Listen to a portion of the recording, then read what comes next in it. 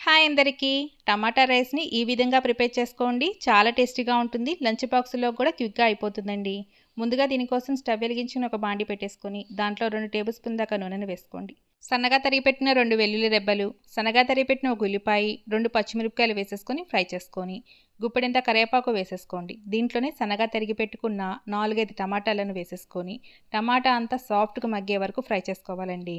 ఇలా మగ్గిపోయాక చూడండి, దీంట్లోనే మనం ట్రిక్ మసాలా యూజ్ చేస్తున్నామండి. ఈ టమాటా రైస్ని ఇంకా టేస్టీగా చేసుకోవాలనుకుంటే ఈ ట్రిక్ మసాలా యూజ్ చేయొచ్చండి. జస్ట్ ఒక టేబుల్ స్పూన్ దాకా ఈ ట్రిక్ మసాలా వేసేసుకొని మిక్స్ చేసేసుకొని, దీంట్లోనే టేస్ట్‌కి తగినంత సాల్ట్, అలాగే కొద్దిగా కారాన్ని వేసేసుకోండి.